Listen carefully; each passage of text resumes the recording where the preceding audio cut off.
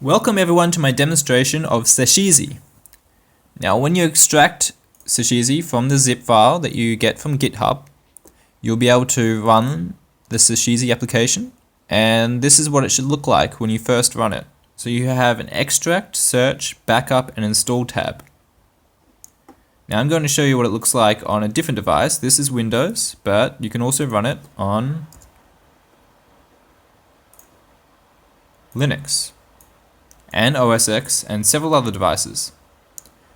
So you're first presented with this search tab, but if this is your first time running Sachesi, you'll want to go to the install tab and enter your password.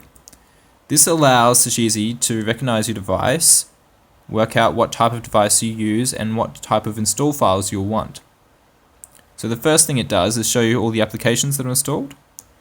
If you go back to the search tab, you'll find that it's now recognized your device connected. I'm using a developer L4C, which is similar to a Q5 and Q10. And when I search for anything, it's going to give me links equivalent to my device, so links that work on my device. The default search device is a Passport because it has the latest firmware. So I'm going to search right now, and it's going to tell me that it's found an operating system 1154 with radio 1155. And you can see down the bottom of the status bar that I'm using 1052 and 1053. So this is an improvement on what I'm currently using.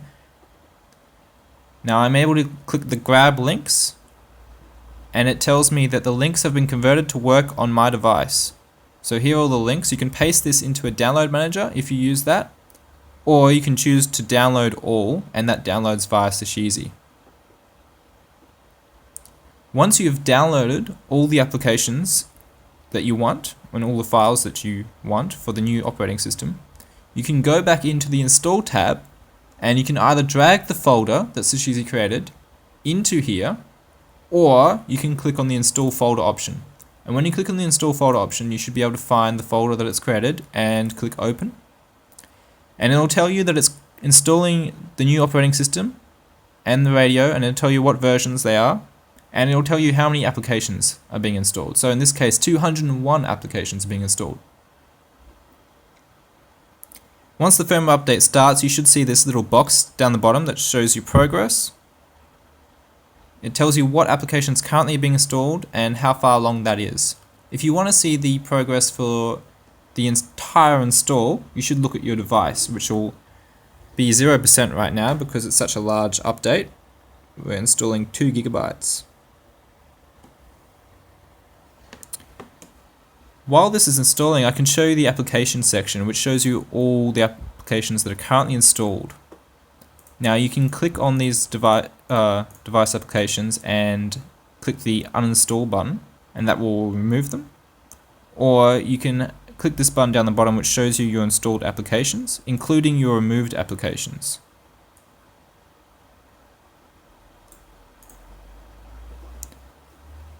Another thing to note is the backup options.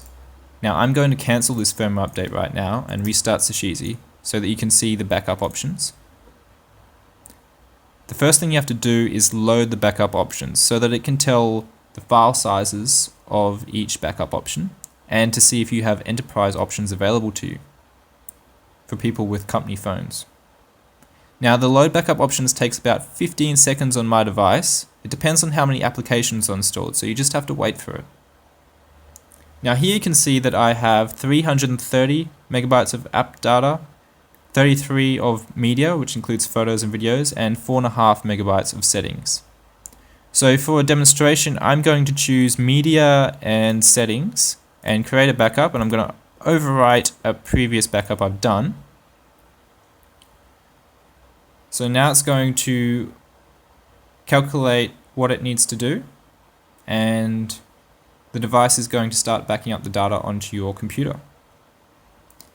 You can see the progress down the bottom for the entire backup, as well as the individual components, such as media and settings. And you can also see the progress on your device as it happens. So you can see 54%, 64%, 75%, same as on Sachesi.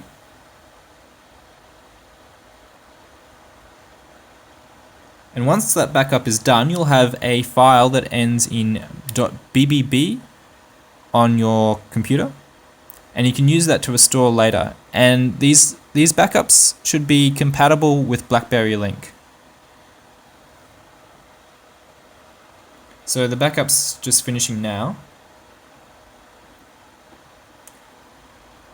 Now I'll show you, I won't show you the boot tab because it doesn't do very much, but I'll show you the extract tab. So if you have an autoloader and you want to split the components out and maybe, you know, create another autoloader yourself, then you can use the split and the combine. You can combine by folder or by files, and you can split with executables, .bar files, or .zip files. Now something else that might be intriguing for you is you're able to extract applications from debrick operating systems. So these files that you download through the search tab or split from an autoloader, you can actually extract the applications out of them, and that's what the extract apps does. And if you're looking for some more advanced options, you can click this circle at the top here, and it'll show you the option to dump the contents of a signed file or extract a file system image. Now the file system image might not be useful for you if you don't understand what that is, but the dump contents might be useful just for looking at what is inside these signed files. So you can just choose, for example, an operating system or a radio or even an autoloader. I'm going to choose a radio because it's quicker. And then you just click OK, and it's dumped the contents. So where's it dumped the contents? Well, in the same folder that it came from. This is the contents of that radio file. So you can see the radio file is for a passport. And I've also dumped the contents of the operating system here. So that might be a useful feature if you're looking into exploring the operating system at all. So I hope that was a good, quick rundown of the options available to you with Sachesi. I hope you're able to understand how everything works now. And if you have any questions, just please go to the forums, leave a comment, ask how do I do this. There's no stupid questions, I get all of them, so just leave a question. Thank you very much.